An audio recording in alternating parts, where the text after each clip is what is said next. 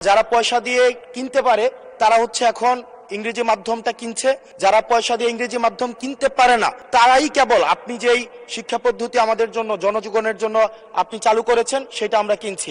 জনাব হাসনাত আব্দুল্লাহ কুমিল্লা সরাসরি প্রশ্ন করবেন, ব্যাখ্যার প্রয়োজন নেই। আসসালামু আলাইকুম মাননীয় স্পিকার, আমরা যদি বর্তমান শিক্ষা ব্যবস্থা দেখি, আমাদের এন্ট্রান্স ইনস্টিটিউশনগুলোতে বিশেষ করে প্রাথমিক শিক্ষায় আমরা দেখছি যে ভর্তি প্রক্রিয়াতে আমাদের এখন দুইটা পদ্ধতি প্রচলিত ছিল। এডমিশন বাই মেরিট আগে প্রচলিত ছিল, এখন সেটা কনভার্ট হয়েছে এডমিশন বাই লটারির মাধ্যমে হচ্ছে এখানে বাচ্চাদেরকে ভর্তি করা হয়। ফলত যেটা হয়েছে, ফিডার ইনস্টিটিউশনগুলোর শিক্ষার মান অনেক কমে গিয়েছে, যার ফলে টারশিয়ারি এডুকেশনে আমরা হচ্ছে কোয়ালিটি সম্পন্ন ছাত্র আমরা হচ্ছে বিশ্ববিদ্যালয়গুলোতে আমরা পাঠাতে পারি না। এখন মাননীয় মন্ত্রী মহোদয়ের কাছে আমার প্রশ্ন থাকবে, এই যে প্রাইমারি স্কুলে বাচ্চাদেরকে ভর্তি করানোর ক্ষেত্রে আমরা কি ভর্তি প্রক্রিয়াটা আমরা পরিবর্তন করব কিনা?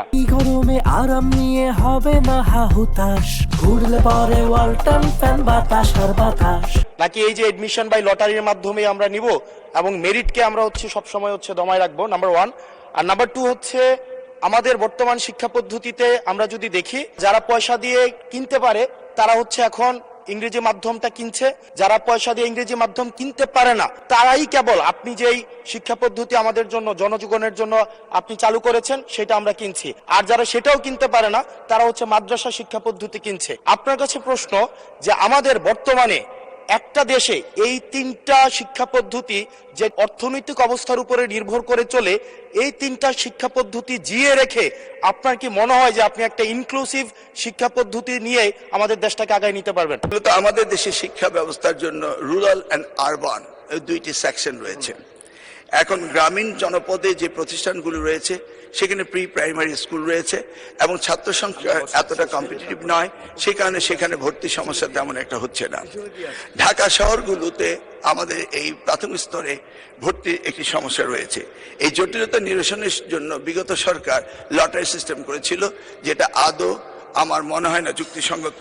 তবে আগামী বছরে এই শিক্ষা ব্যবস্থা ভর্তি সিস্টেম কিভাবে করা হবে সেটা আনুষ্ঠানিকভাবে আমরা স্টেক হোল্ডারদের সাথে অর্থাৎ অভিভাবকদের সাথে বিভিন্ন রকম সেমিনার সিম্পোজিয়াম করে মাননীয় সংসদ সদস্য সকলের অভিমত নিয়ে একটা জনমত সৃষ্টি করে আমরা আগামী 2027 জানুয়ারি ভর্তির বিষয়ে চিন্তা করব। তিনি আরেকটি বিষয় উপস্থাপন করেছেন, আমাদের 3 ডাইমেনশনাল যে শিক্ষা ব্যবস্থা রয়েছে সেটাকে সমন্বিত করা। ধর্ম অনুভূতিতে ইবতেদায়ী রয়েছে, মাদ্রাসার মধ্যে রয়েছে, কওমিতে রয়েছে, ইংলিশ মিডিয়াম রয়েছে, বাংলা মিডিয়াম রয়েছে, সবগুলিকে সমন্বিত করা একটি জটিল ব্যাপার রয়েছে।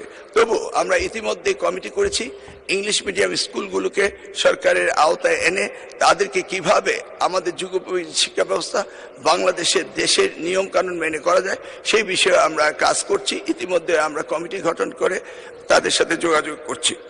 দ্বিতীয়টি হলো ইবতেদায়ী শিক্ষা ব্যবস্থা, সেটাকেও আমরা ইতিমধ্যেই আমরা সেই বিষয়ে ব্যাপক কাজ শুরু করেছি।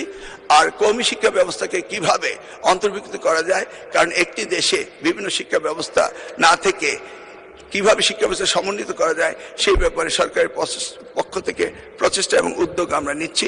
ইনশাআল্লাহ আগামী দিনগুলোতে পর্যায়ক্রমে আপনারা দেখতে পাবেন। আপনাকে অশেষ ধন্যবাদ।